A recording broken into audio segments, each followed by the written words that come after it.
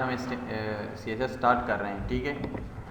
तो सबसे पहले अगर आपसे कोई पूछे कि व्हाट इज़ CSS तो आप क्या कहेंगे? CSS stands for cascading style sheet. तो CSS में हम क्या करते हैं कि CSS में जो हमने वेब पेज बनाया होता है अपना HTML में, तो उसकी डिज़ाइनिंग हम CSS में करते हैं, ठीक है। पहले हमारे पास CSS था, तो अभी ये CSS 3 आ गया है। CSS 3 में क्या होता है कि इसमें कुछ न्यू टैग्स आए हैं, मतलब जो CSS में पुराने टैग्स थे उसमें कुछ एडवांसमेंट हुई है, और साथ में CSS 3 में एनिमेशंस जो कि हम पहले जावास्क्रिप्ट या jQuery के थ्रू करते थे, अभी हम ये CSS में कर सकते हैं, CSS 3 में कर सकते हैं, ठीक है। ये एनिमेशन सपोर्ट करता है। इसके बाद जब हम CSS की बात करते हैं तो CSS हमारे साथ 3 तरीक़ों से हो सकता है।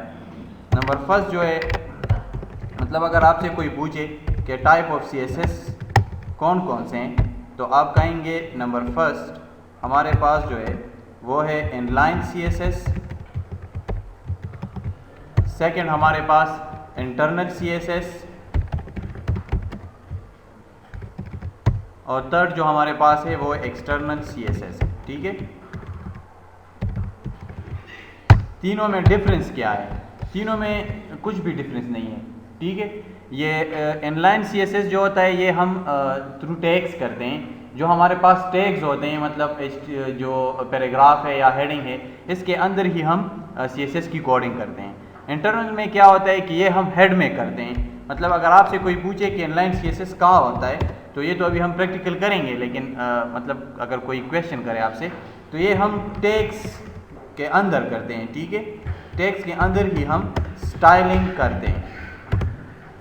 और इंटरनल क्या होता है? इंटरनल ये हेड जो हमारे पास होता है ये HTML का, इसके अंदर जब हम स्टाइलिंग इंक्लूड कर लेते हैं तो इसको इंटरनल CSS कहते हैं। और एक्सटर्नल में क्या होता है? एक्सटर्नल ये एक अलग से पेज हमारे पास पड़ा होता है, एक अलग पेज होता है। मतलब जो हम HTML का पेज बनाते हैं उसमें ये कोड नहीं होता, बल्कि ये एक अलग पेज होता है और उसमें हम ये एक्सटर्नल CSS की कोडिंग करते हैं। और याद रखें ये हमारे पास एक्सटर्नल पेज होता है। और दूसरी बात इसमें एक्सटेंशन, जो एक्सटर्नल CSS का की एक्सटेंशन है वो .css है, ठीक है। आप याद रखें, जिस तरह का हमारे पास HTML का पेज था तो उसका एक्सटेंशन क्या था? .html। लेकिन अभी हम CSS की कोडिंग कर रहे हैं तो एक्सटेंशन इसका होगा .css, ठीक है। और अगर आपसे कोई पूछे, मतलब अक्सर वाइवा में ये पूछा जाता है कि हमारे पास बेस्ट चॉइस कौन सी है, मतलब कौन सा वाला हमारे पास बेस्ट है, कौन सा वाला हम ज़्यादा यूज़ करते हैं, तो आपने कहना है एक्सटर्नल CSS, ठीक है। एक्सटर्नल CSS जो है हमारे पास बेस्ट चॉइस है। समझ आ रही है मेरी बात की? और दूसरी बात, ये जो CSS है ये हमारी क्लाइंट साइड स्क्रिप्टिंग है। क्या है? Client side scripting. मतलब इसका जो कोड होता है वो हमें दिखाई देता है HTML की तरह, ठीक है। तो सबसे पहले हम शुरू करते हैं अपना ये जो एक्सटर्नल CSS है। तो एक्सटर्नल CSS किस तरह से बनता है? सबसे पहले हम एक पेज बनाते हैं HTML का, और HTML स्टार्ट करते हैं, HTML क्लोज,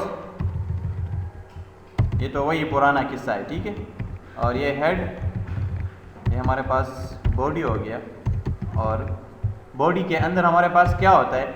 मतलब अगर हम एक हेडिंग ले लें, हेडिंग हमारे पास होता है, मुख्तलिफ चीज़ें होती हैं ना, जिस तरह के मतलब टैग्स हैं, फंड्स है, फंड्स तो मैंने किया था ना आपके लिए, फंड, जिस तरह का फंड है, हेडिंग्स है, पैराग्राफ है, तो इस सारी की स्टाइलिंग हम CSS में करते हैं। तो मैं सबसे पहले शुरू करता हूँ, एक हेडिंग लेता हूँ और उस जो स्टाइलिंग है वो करता हूँ, ठीक है।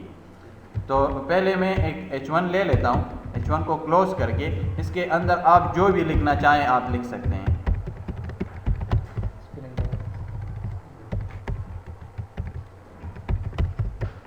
समझ आ रही है मेरी बात की? अभी हमने एक्सटर्नल CSS यूज़ करना है, तो सबसे पहले हम क्या करेंगे कि एक एक्सटर्नल पेज बनाएंगे CSS का। तो हम 2 तरीक़ों से बना सकते हैं, या तो आप इस तरह से करें कि इधर से एक पेज बना लें, टेक्स्ट डॉक्यूमेंट, आप कोई भी नाम दे ले, लेकिन याद रखें एक मतलब मीनिंगफुल नेम होना चाहिए ना। तो अभी मैं स्टाइलिंग कर रहा हूँ तो मैं पेज का नाम स्टाइल दे रहा हूँ। आप दोनों क्यों हंस रहे हो यार? ठीक है, तो अभी मैंने एक्सटेंशन चेंज कर दिए, इसकी .css कर दिए। आप इसको सॉफ्टवेयर के थ्रू भी ले सकते हैं, मतलब आप इस सॉफ्टवेयर पे क्लिक करें, पहले ये पेज को क्लोज करके आप इस पे क्लिक करें तो आपको ये इधर फैसिलिटी देता है कि आप इधर से CSS का पेज सेलेक्ट करें, ठीक है, और आप उधर से भी बना सकते हैं, कोई मसला नहीं है। तो एक्सटर्नल CSS इसको हम इधर कॉल लेते हैं अपने लिए, अभी हमने इसमें स्टाइलिंग करनी है। तो आप ये style.css देख लो, आप सिर्फ ये कोड वाला एरिया जो है ये आपको विजिबल होगा और ये स्प्लिट और डिज़ाइन वाला जो है ये बंद होगा, क्योंकि इधर वो डिज़ाइन नहीं बनता। इधर सिर्फ हम वो मतलब जो हमारा HTML का डिज़ाइन बना हुआ है उसमें कुछ मतलब एडवांसमेंट करते हैं, उसमें कुछ कलर्स वगैरह ऐड करते हैं, उसको स्टाइल देते हैं, ठीक है। तो ये आपका सिर्फ कोड वाला सेक्शन काम करेगा। तो मेरा सबसे पहला काम क्या है कि मैंने ये एक्सटर्नल CSS अपने इस पेज के साथ कनेक्ट करनी है। तो मैं पहले क्या करूँगा कि इधर हेड में आके याद रखें आपने जो एक्सटर्नल CSS का पेज लोड करना है वो आपने हेड में इंक्लूड करना है, ठीक है।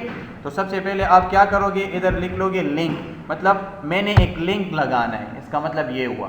इसके बाद क्या होगा, आप स्पेस देकर रिलेशन, ठीक है, वो मैंने आपको बताया भी था जब वो मैं jQuery कर रहा था, मैंने एक स्टाइल का पेज जो है इंक्लूड किया था, याद है आपको।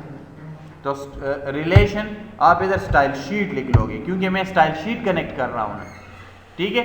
फिर इसके बाद क्या होगा, इसके बाद हमारे पास होगा टाइप हमारे पास क्या है, मतलब हम इधर CSS में क्या कर रहे हैं, इधर तो हम सिर्फ टेक्स्ट ही लिख रहे हैं ना, कुछ और तो नहीं कर रहे, ठीक है। तो आपने इधर सेलेक्ट करना है टेक्स्ट CSS, फिर href हाइपरलिंकिंग रेफरेंस, आपने रेफरेंस देना है इस पेज का कि ये पेज कहाँ पड़ा हुआ है, मतलब मैंने इसके साथ लिंक करना है ना, तो मैंने वो पूरा पाथ देना है। href पे आप क्लिक करो और ब्राउज में जाकर आपका पेज पड़ा हुआ है इधर डेस्कटॉप पे, मैं इधर से उठा लेता हूँ, आपका जिधर पड़ा हो आप उधर जाए और वो पेज उठा ले, ठीक है। तो ये हमारे पास CSS का लिंक बन गया। अभी ये जो CSS का पेज है ये इसके साथ लिंक हो गया, ठीक है, समझ आ रही है मेरी बात। फिर क्या करना है कि मैंने सबसे पहले इस H1 को कलर देना है, मतलब मैं कलर से स्टार्ट करता हूँ, ठीक है। तो आप इसको सेलेक्ट करोगे इधर CSS में, किस तरह से सेलेक्ट करोगे कि आप सिर्फ H1 लिख के ये ब्रैकेट, ये जो आपके पास ये कुल्ली ब्रैकेट से आपने ये लिखनी है, फिर इसके अंदर आपने आकर इसको कलर देना है, ठीक है। मैं ग्रीन लिख लेता हूँ क्योंकि मैंने इसको ग्रीन कलर दे दिया है। फिर अभी मैं इसको चेक करता हूँ। तो आपने इधर से आकर ये नहीं करना कि इधर से आप ये फायरफॉक्स या इसमें कर लो, बल्कि आपने ये पेज जो HTML का पेज आपके पास पड़ा हुआ है, आप इसको फायरफॉक्स में या किसी भी पेज उसमें ब्राउज़र में खोल सकते हो, ठीक है। अब अगर मैं एक और हेडिंग लिखना चाहूँ, जैसा कि H1 लिखना चाहूँ, तो H1 में इधर में आप कुछ भी लिख सकते हो, जैसे कि मेरा नाम, मैं अपना नाम लिख लेता हूँ। तो जब मैं इसको रिफ़्रेश करता हूँ तो क्या होता है कि ये भी हमारे पास ग्रीन कलर में आ जाता है। क्यों? क्योंकि मैंने इसको कहा हुआ है इधर स्टाइल में कि H1 जितने भी H1 पेजेस हैं, ये जितने भी इस पेज में H1 टैग्स हैं वो सारों पे ये कलर अप्लाई होगा, क्योंकि मैंने टैग सेलेक्ट किए। ये क्या होता है, ये आप टैग सेलेक्ट कर रहे हैं, समझ आ रही है मेरी बात की। तो इसमें आप जितने भी H1 यूज़ करोगे तो सारों का कलर क्या होगा, ग्रीन होगा। अगर मैं अभी इधर H2 लिखना चाहूँ, H2, तो H2 तो मैंने उधर सेलेक्ट नहीं किया ना उसमें, तो ये अभी नहीं होगा,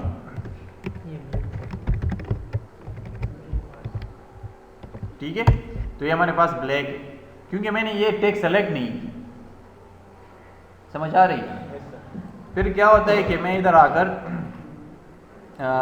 ये अभी मैं एक पैराग्राफ लिख लेता हूँ, पैराग्राफ स्टार्ट क्लोज, और पैराग्राफ में मैं इधर लिख लेता हूँ कि this is range university of Peshawar, समझ आ रही है। अगर मैं इसको रिफ्रेश कर लूँ तो आप देखोगे कि ये भी हमारे पास ब्लैक ही कलर में आता है। अगर आप इसको कोई कलर देना चाहो तो आपने क्या करना है कि आपने इधर स्टाइल में आके ये पैराग्राफ सेलेक्ट करना है और पैराग्राफ के बाद आपने इधर इसकी कोडिंग करनी है, मतलब आपने इसको स्टाइल देना है। आप कोई भी स्टाइल दे सकते हो, मैं सिर्फ कलर की बात कर रहा हूँ, मैंने बाकी कोई भी चीज़ में यूज़ नहीं की है, ठीक है।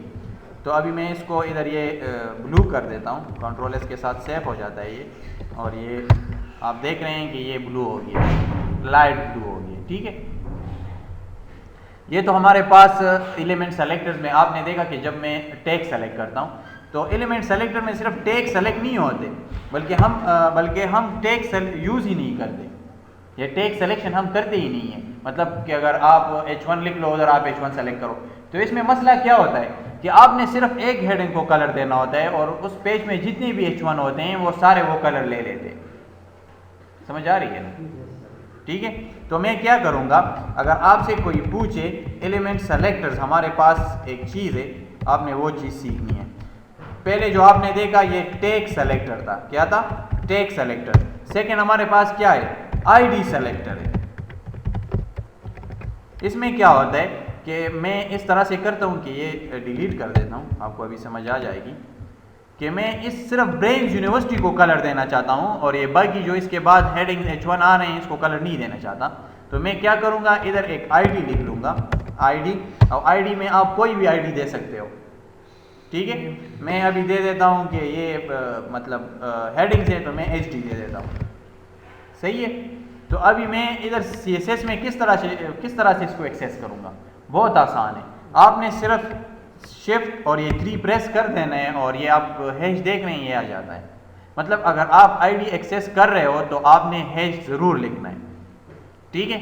अगर आपको याद हो, जब मैं jQuery में एक्सेस कर रहा था तो मैंने उधर भी हैश यूज़ किया था, याद है आपको? तो मैं अभी ये हैश लिख लेता हूँ और इसके बाद जो आईडी है हमारे पास HD, वो लिख लेता हूँ। फिर इसके बाद आप कोई भी इसको कलर दे सकते हो या इसकी स्टाइलिंग कर सकते हो। मैं इधर कलर सेलेक्ट करके इसको कोई भी कलर दे देता हूँ, ठीक है।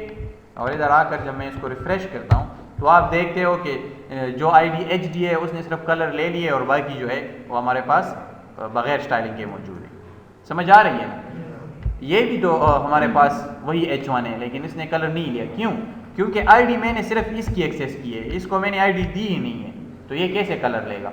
अगर आप इसको भी कलर देना चाहो तो बहुत आसान है, आप इधर आकर इसको भी आईडी दे दो HD, सही है ना। तो वो जो हमारे पास HD आईडी पड़ी हुई है वो सारी इस पर क्या हो जाएगी, इम्प्लीमेंट हो जाएगी और ये उसका कलर ले लेगा, ठीक है। अगर आप पैराग्राफ को देना चाहते हो तो इधर भी आईडी कर दो HD, ठीक है। और इधर आप रिफ्रेश कर लो तो आपको दिखाई देगा कि सारों ने वो कलर ले लिए। समझ आ रही है ना मेरी बात? एक हमारे पास एक और सेलेक्टर है जिसको क्लास सेलेक्टर कहते हैं। क्या कहते हैं? Class selector. क्लास में क्या होता है कि क्लास में हम एक क्लास लिख लेते हैं, जिस तरह की मैंने आईडी लिखी है ना, तो हम एक क्लास लिख लेते हैं। इधर आकर फॉर एग्जांपल मैंने इस पैराग्राफ को कोई कलर देना है या इसके साथ कुछ करना है। पहले आप इसको रिफ्रेश कर लो तो ये आपको ब्लैक दिखाई देगा क्योंकि मैंने वो आईडी ख़त्म कर दी है अभी। तो मैं इधर क्लास लिख लेता हूँ इसके स्टार्टिंग टैग में। याद रखिए, आपने जो भी एलिमेंट सेलेक्टर्स यूज़ करने हैं, चाहे वो आईडी हो चाहे वो आपका क्लास हो, तो आपने क्या करना है, आपने ये इसके स्टार्टिंग टैग में यूज़ करना है, ठीक है। मैं अभी पैराग्राफ के स्टार्टिंग टैग में इसको यूज़ कर रहा हूँ। तो क्लास, और क्लास को आप कोई भी नाम दे दो, माई क्लास, ठीक है। मैंने माई क्लास नाम दिया, आप कोई और दे दो, कोई मसला नहीं है। आईडी भी आप कोई भी दे सकते हो, लेकिन मीनिंगफुल नेम होना चाहिए ना। अगर आप एक वेबसाइट बनाओ और आपने उसमें इस तरह के नाम रखे हो कि वो कुछ अजीब से हो, तो जब आप जाओगे और कोई और डेवलपर उसको देखेगा तो वो फिर कहेगा कि ये कैसा डेवलपर था, ठीक है। मतलब आप सॉफ्टवेयर इंजीनियरिंग में आपने पढ़ा होगा कोड रीडेबिलिटी, मतलब कोड इस तरह से होना चाहिए कि जो मतलब दूसरा आदमी आए उसको पढ़े, उसको पढ़ने में आसानी हो, उसको समझने में आसानी हो, कोई एरर आए और आप ना हो तो उसको हल कर सके। लेकिन अगर आपने कोड इस तरह से किए कि उसको समझ ही नहीं आ रही, तो फिर वो क्या करेगा, आपको गालियाँ देगा और बस उसका टाइम खराब होगा फिर, ठीक है। तो आपने इस तरह से करना है कि ये नाम मीनिंगफुल आपने देना है, ठीक है। तो अभी मैं ये माई क्लास एक्सेस कर लेता हूँ। तो याद रखिए, जब आपने क्लास एक्सेस करनी हो तो आपने डॉट लिखना है। आईडी के साथ आपने हैश लिख लिया और क्लास के साथ आपने क्या लिखना है, डॉट। तो अभी मैं ये क्लास एक्सेस कर लेता हूँ, माई क्लास, और इसको कोई भी कलर आप दे लें, क्या, अभी मैं डिफरेंस बता देता हूँ ना। तो ये अभी मैं इसको ब्लू कर देता हूँ, सेमीकोलन कंट्रोल एस के साथ सेव करके मैं आपको ये दिखा देता हूँ कि ये ब्लू हो गई, ठीक है। तो अभी मसला ये है कि आपने क्या यूज़ करना है, आपने आईडी यूज़ करनी है स्टाइलिंग में, आपने टैग्स यूज़ करने हैं कि आपने क्लास यूज़ करनी है। बेस्ट चॉइस हमारा आपके पास क्या है, कौन बताएगा मुझे? अच्छा, बेस्ट चॉइस हमारे पास क्लास ही है, लेकिन एक वजह है इसकी अपनी, ठीक है। आपसे अगर कोई पूछे कि बेस्ट चॉइस क्या है तो आप कहोगे कि क्लास, फिर वो आपसे पूछेंगे कि यार क्लास क्यों ज़रूरी है, तो फिर आप क्या कहोगे?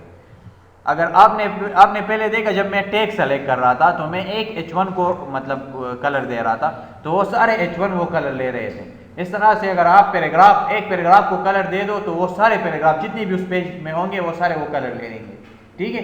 तो ये इस तरह से तो नहीं होता ना कि आप एक पैराग्राफ ग्रीन हो जाए तो फिर आपके उस पेज में सारे पैराग्राफ ग्रीन होते हैं, आप तो कलर चेंज करते रहते हैं।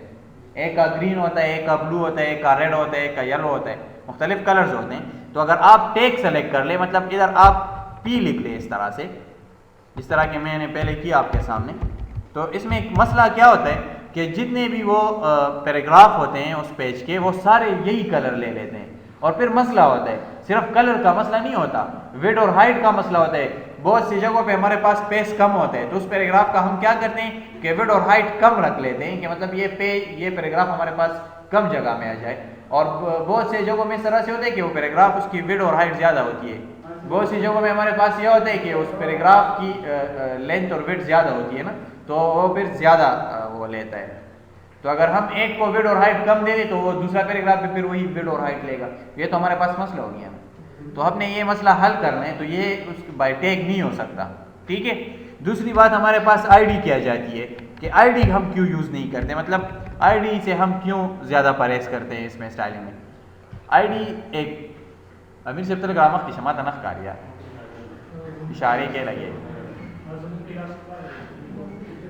आईडी में मसला ये होता है ना कि आप जब जावास्क्रिप्ट की कोड करते हो जावास्क्रिप्ट, तो इसमें बहुत सी चीज़ें आईडी के उसमें होती है, मतलब हम आईडी के बेस पे कोई एलिमेंट एक्सेस करते हैं या, तो आप ज़्यादा कोशिश करो कि आईडी को आप आईडी इस्तेमाल ना करो, बल्कि आईडी आप सिर्फ जावास्क्रिप्ट के लिए अपने पास रखो, ठीक है।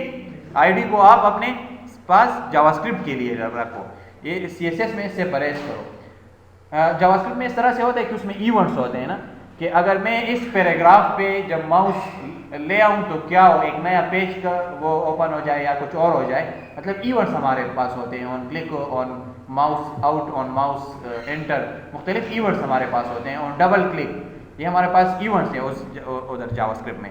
तो क्या होता है कि जब हम एक चीज़ को आईडी दे देते हैं और उसने हमने वो आईडी मुख्तलिफ उसमें यूज़ कर ली ना, मतलब पैराग्राफ में भी यूज़ कर ली, हेडिंग में भी यूज़ कर ली, इमेजेस में वही आईडी यूज़ कर ली, और उसको बस उस आईडी को एक स्पेसिफिक कलर दे दिया या उसकी एक स्पेसिफिक स्टाइलिंग कर ली।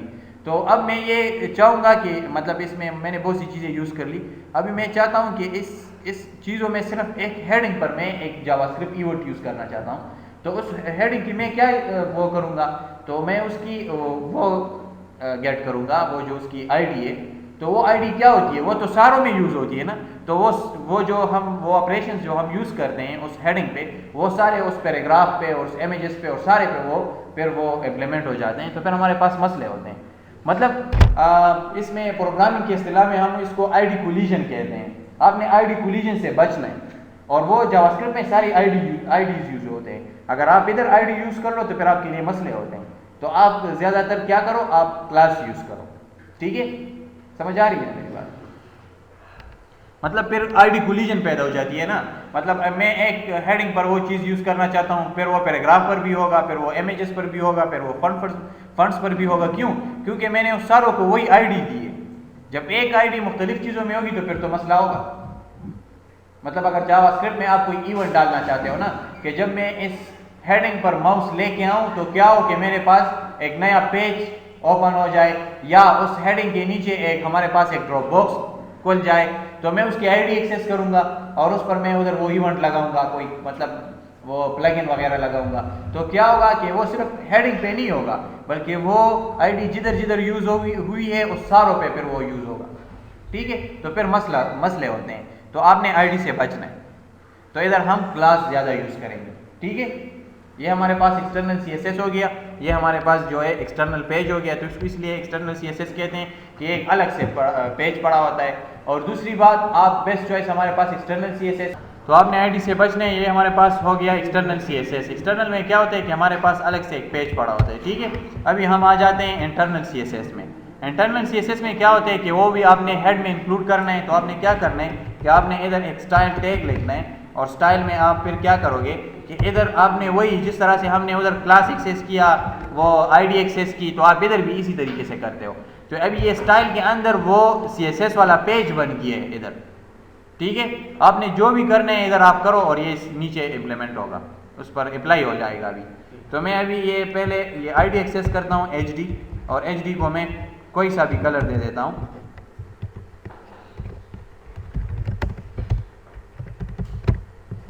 ठीक है। तो ये आईडी जिस टैग में यूज हुई है वो सारा क्या हो जाएगा, ग्रीन हो जाएगा। अभी आप देख, अच्छा, तो अभी मैंने आपको ये कहा कि ये इस इधर अगर आप इस पे करना चाहो, ये इस क्लास पे, तो आपने क्या करना है, इधर क्लास का नाम लिख, इधर स्टाइल टैग के अंदर भी वही पेज बन जाते हैं। फिर से बोलेगा। अभी हम इंटरनल CSS करेंगे, ठीक है। ये अभी हमारे पास इंटरनल था। इसमें मसला क्या है कि ये क्यों हम यूज़ नहीं करते इसमें, मतलब इस एक पेज में क्या होता है, ये भी तो मैं बहुत कम डेटा यूज़ कर रहा हूँ ना, कि हेडिंग और पैराग्राफ।